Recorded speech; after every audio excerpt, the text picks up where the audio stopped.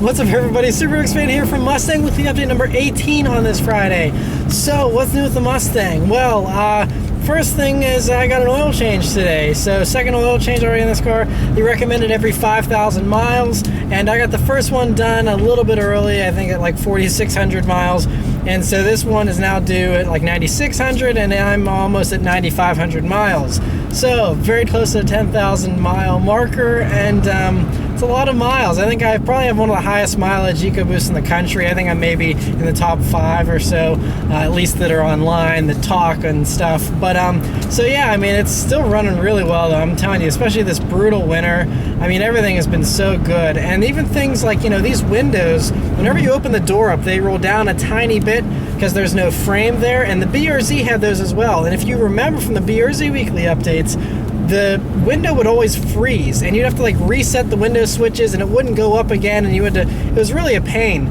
This car, the windows freeze, but it's intelligent enough for whatever, I don't know what it does, but it knows whenever it's unfrozen again and rolls it back up, and there's no huge gap like there was on the BRZ. The Mustang, they figured out the design much better than Subaru did. So things, small little things like that, make this car actually, I think, a better winter companion than the BRZ even was. I mean, with snow tires, like I said, rear-wheel drive cars in the snow is not an issue where I live. You know, there's very, very few times where I have to start on a steep hill. In that case, it's a little tricky sometimes. Like I said, I can probably count on one hand how many times I've had trouble getting traction in the Mustang in the snow. Otherwise, it's spectacular. And the winter's almost over here, so I mean, you know, like I said, overall this thing, I mean, just last night again, roads totally covered in snow, and this thing just goes fine. I mean, I'm passing all kinds of cars that are probably looking at me like, what is this wizardry? Why is a Mustang passing me in the snow? And it's because this is the snow tires. That's all it comes down to, is snow tires. I've seen Subarus struggling with their standard crappy all-season tires because it's just, you have to have a snow tire to have the best grip in the snow. It should go without saying, but so many people don't invest in snow tires, and I don't really see why. But so yeah, I mean, it's this thing's just really doing well, and I absolutely love it still. And yeah, so I mean, aside from the oil change and the mileage, there's really nothing else new. Hopefully next week it actually looks like it's going to be in the 50s. I have one part already for this car that someone sent me that I'm going to be installing as soon as I have time and the weather's nice, and doing a parts review on that. I have another couple parts that I'm supposed to be getting soon, hopefully in the next month or so. So hopefully we'll start getting into some of the fun stuff this spring. And thanks for all, by the way, first thing I totally forgot, thank you guys so much for the drift video comments. I really appreciate all the nice comments, and it was, you know, I was a little nervous about you know, debuting my fiance, because you know, YouTube can be a little rough with comments sometimes, but you guys in standard fashion were just upstanding, awesome, very kind and courteous, and I really, really appreciate that. There's a few that were really, really mean. They were instantly banned. Otherwise, all good.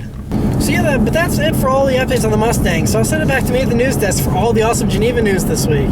Right, for this week's news, the first thing is, well, of course, Geneva was going on this past weekend. The Geneva Motor Show had all kinds of insane, awesome car reveals. The first one is the much-teased Koenigsegg Regera, which is a new mega car, they're calling it, with 1,500 horsepower. It's a hybrid that actually has 700 horsepower from an electric motor, and then 1,100 horsepower from a gasoline twin-turbo V8 engine.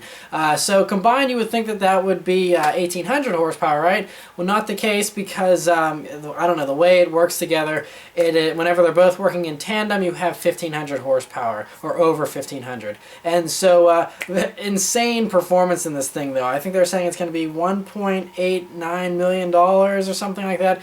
Extremely expensive, extremely rare, I'm sure, as well, but it's going to be mind-blowing with its performance. So, I mean, if you follow me on Twitter, I've been tweeting about stuff like this, all the Geneva stuff, throughout the past week, so definitely follow me on Twitter, @SuperDorksFan, to stay updated on all this stuff as it's happening. But, recap here. So, this thing, it's insane with its performance. 0 to 250 miles per hour takes less than 20 seconds. Let that sink in. 20 seconds to get to 250 miles an hour. I mean, that is eye-watering insane to even think about. And in addition to that, it goes from 93 miles per hour to 155 in just 3.2 seconds.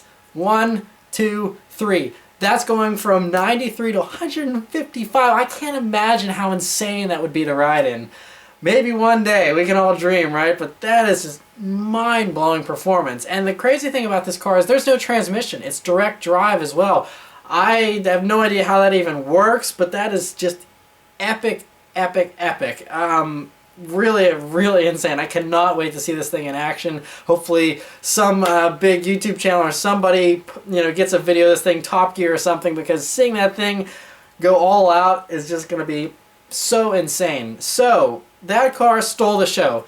Best car there for sure. I think most people will agree that was the amazing car to see at Geneva this year. Also, Koenigsegg revealed another car at Geneva, the Agera RS, which is, of course, based on the regular Agera and Agera R.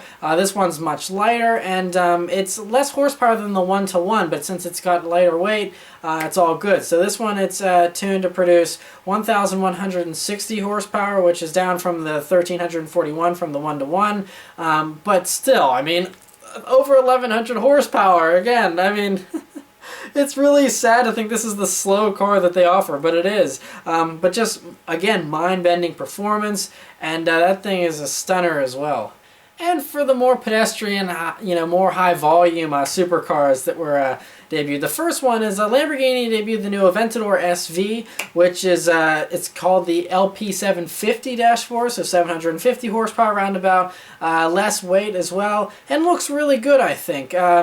Seeing the first few spy shots whenever they're filming the commercial, it looked pretty good, but I wasn't like, oh man, is that epic. But in the official pictures here, it does look really good. And seeing some of the close-up videos that Shmi and guys like that have done, it looks really good, actually. I like that a lot. And wheels and everything just looks really, really awesome. So going to be an amazing performer, and yeah, very cool to see that. And the whole Volkswagen group had all kinds of big debuts over the past week here. So another thing is, last week I talked about Bentley making a new two-seater, more aggressive coupe.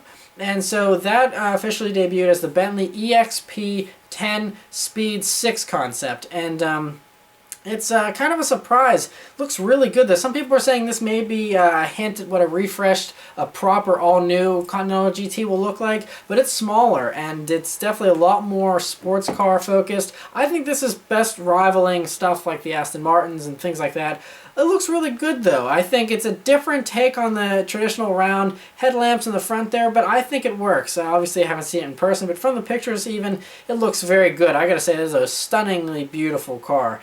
And it's really, really nice. I mean, so many nice curves, and really like it a lot. And another nice thing that I'm very happy to see is that it's finally updated the interior. Now, we'll keep our fingers crossed that this actually gets made and put into production, including the awesome interior, but it's really, really nice to finally see a refreshed interior. I mean, that is just a huge breath of fresh air, and I gotta say, that interior looks gorgeous. I know it's just a concept, but holy crap. Please just make that. I feel like that is possible to make. That middle panel looks like a Porsche 918. Just do that. The beautiful gauges. That is what a Bentley interior should be like. That's the way to put them right back at the top with Mercedes, temporarily taking this spot. I think this Bentley, that interior is one of the most gorgeous interiors I've seen ever, and I knew Bentley could do it. I'm so glad to see a new Bentley interior.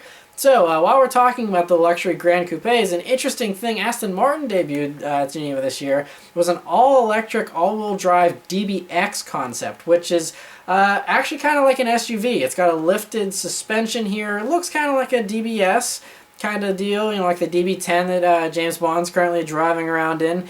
And looks good, though. I mean, because, yeah, it's lifted, but it's not really an SUV. It's still a coupe. Looks really good, just has some extra ground clearance.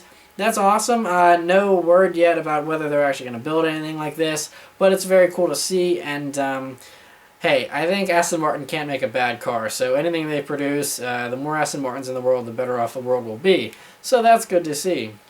And a car that a lot of you are very interested in, of course, the new Honda Civic Type R that we're not getting. We're not getting it. It's official. This is just for Europe, which is what I had feared was going to be true, and that's the case. But it's pretty epic, though. For those of you in other parts of the world that will get this car, Very awesome. 306 horsepower is the official number here. 5.7 seconds 0 to 60, which isn't mind-blowing, but pretty good. And 167 mile per hour top speed that we already knew previously. 295 pounds-feet of torque.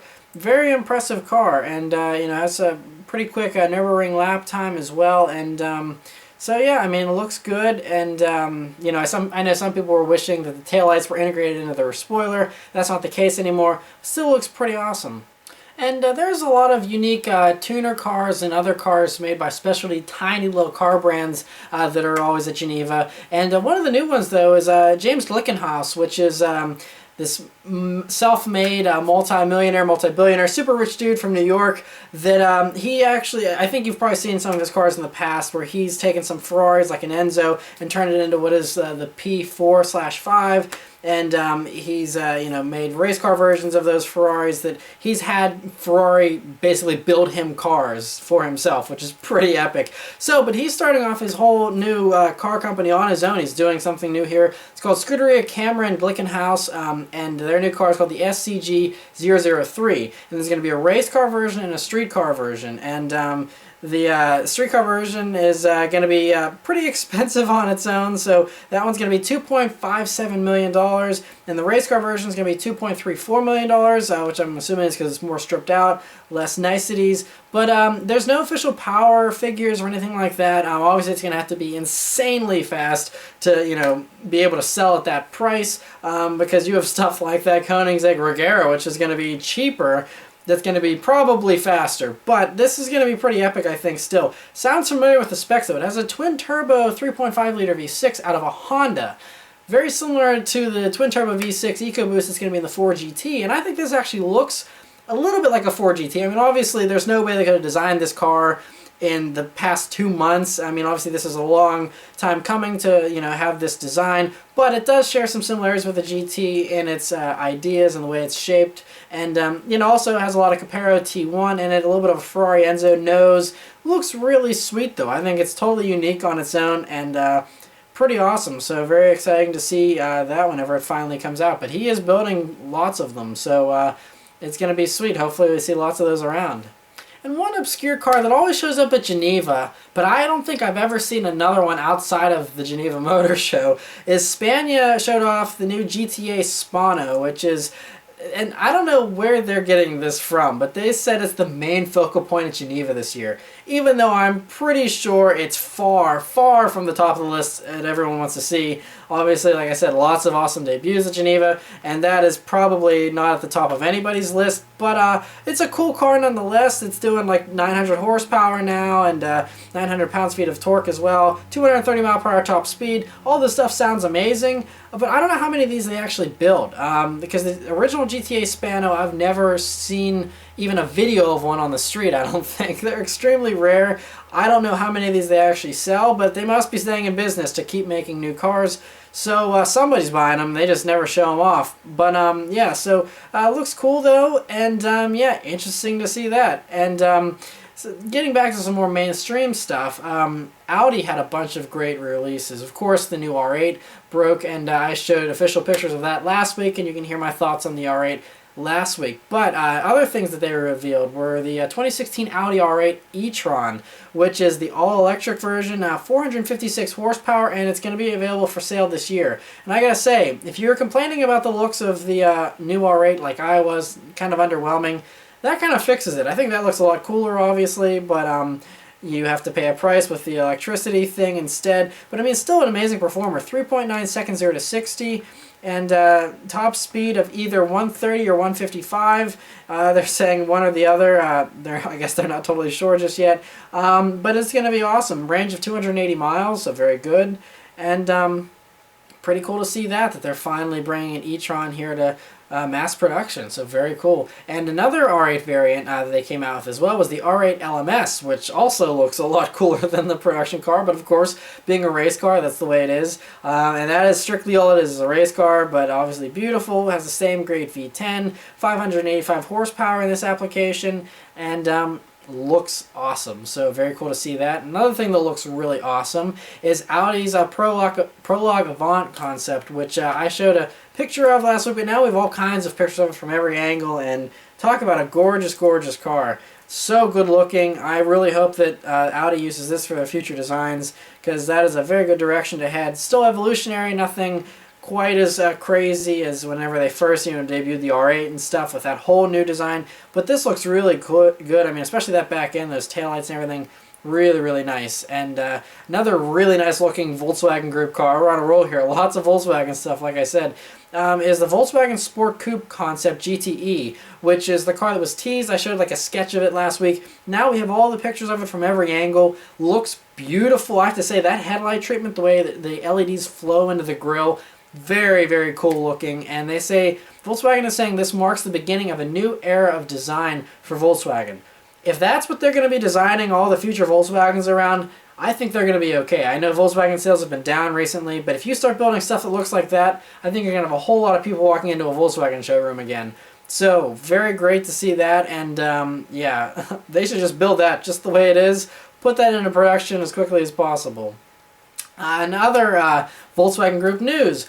Porsche, of course, they showed the Cayman GT4 that we've already seen. They officially revealed the 911 GT3 RS, though, as well, which I talked about last week of the specs being leaked, and we've seen leaked images of it here and there, but seeing the official images in all their glory, especially in this red color that they showed it in for the show, looks really great with those fender vents and the huge spoiler in the back, and it's just awesome. And the leaked specs were correct, by the way, with 500 horsepower being the official number, and it's pretty awesome though. They're saying 0 to 60 miles per hour in 3.1 seconds, hits the quarter mile in 11.2 seconds, and it laps the Nürburgring Nordschleife in 7 minutes 20 seconds.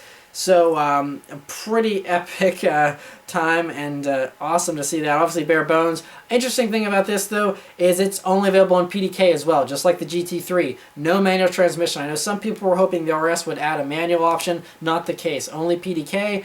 But Porsche now, with the Cayman GT4 coming in manual only, says, look, if you want to stick by Cayman GT4, 911s, the fastest ones are going to be all PDK from now on, I guess, which is totally understandable. PDK seems like an awesome transmission, and great to see that.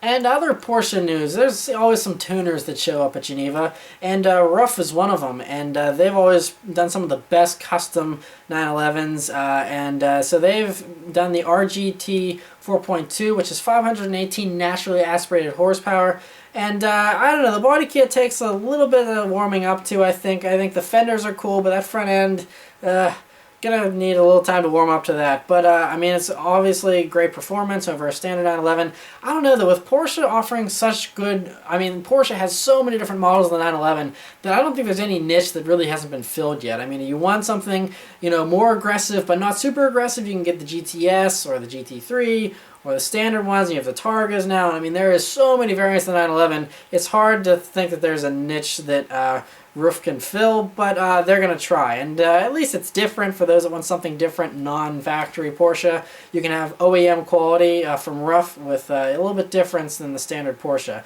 Another Roof that they debuted was the Turbo Florio, which is obviously a beautiful Targa Porsche, but this one's turbo, so this is a niche that they, since Porsche doesn't do a turbo Targa, at least yet, you can get it from Roof here, and it looks really good.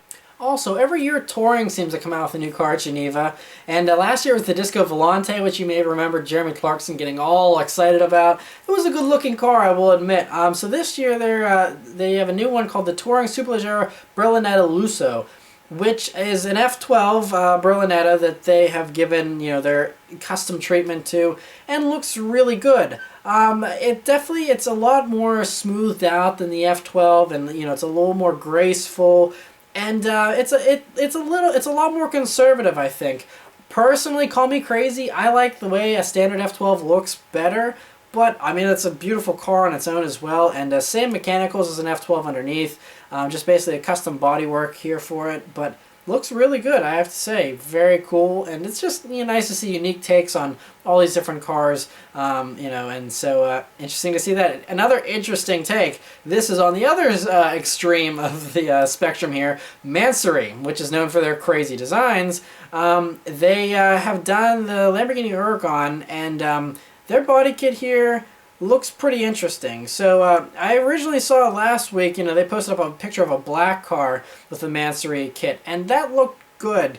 This, though, now that I'm seeing it in a different color, and I don't know if they've added new things onto this show car or not, that looks a little crazy in my opinion, a little too busy. Again, that's just my subjective opinion, but the thing about this is it's going to be freaking fast. So they're claiming 1,000 horsepower, so it's twin turbocharged. So I think they're beating Underground Racing to the punch here a little bit, and very cool to see that. I'm sure it's insanely fast, and for those, once again, that don't want a standard car, you can always go to these European tuners and get something very unique.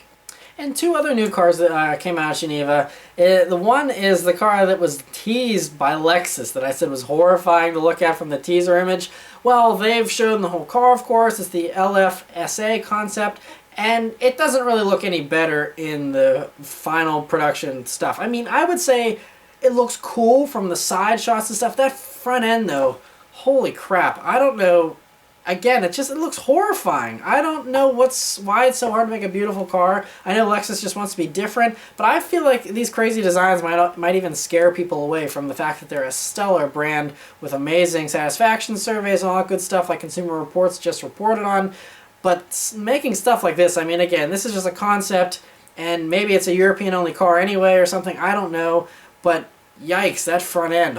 Wow. Okay, so anyway, there's that. But to heal your eyes from seeing that, Infiniti took the wraps off of their Infiniti QX30 concept, which looks very close to production. And here is how you make a good car. Lexus, take some notes now. This is beautiful, the swooping lines and everything. Like I said, I mean, Infiniti's been on a real good hot streak right recently with, I mean, the Q60 concept being amazing, and seeing this now. That is gorgeous and really, really a beautiful car. Hopefully they build it just like that. That would be awesome. That is just a gorgeous, look at those sculpted lines. Just absolutely a home run from Infiniti there. So yeah, that is a beautiful little crossover. And so, two other things that are non-Geneva related that came out this week is, one, Chevy has teased the 2016 Malibu, which they're going to be debuting at the New York Auto Show. And from this teaser, it actually looks really good. The back end almost looks like the Audi A3 sedan with the taillights, from what we can see. Almost has a fastback kind of hatchback design almost. Very interesting short rear deck lid there. A really aggressive front end as well. I think it's going to be a beautiful car. I'm really excited to see the whole thing at New York, and who knows, maybe we'll get lucky and get a teaser image or two in addition to this one in the next coming few weeks here. But very beautiful to see that. And lastly is that Mercedes has officially unveiled the C450 AMG 4MATIC. So this is kind of meant to, you know, since the C63 and the C63S are such high-performing cars these days, the C450 AMG kind of sits in the spot where the Audi S-Line is, and you consider the AMG models, the proper C63, being more like the RS models in the Audi lineup. And so Mercedes is kind of meeting them halfway. They already have the C400, which is like 48 grand. This is probably going to be in the 50s, but it's beneath the, you know, high 60 grand range of the C63 and all that good stuff. And it looks really good, especially in a wagon version. That is a beautiful looking wagon. I mean, I know Mercedes makes the GLK and all these other little crossovers now, but why would you buy one when you can buy a gorgeous wagon like that? Just a beautiful car. So yeah, that's it for all the news this week. So if there's any Geneva cars you thought I might have missed, definitely check last week's video, because I did talk a lot about the other ones last week. But so that is it for all the Geneva coverage. So awesome to see all that stuff. I'll send it back to me in the car. Alright, so I'll leave you guys with a nice little acceleration here, like I always do. Lots of wheel spin because we still got snow and it's slushy out and a little wet, but lots and lots of power in this thing. Oh man, cannot wait for the spring though. So anyway, thanks for watching guys, I'll see you next week. Take care.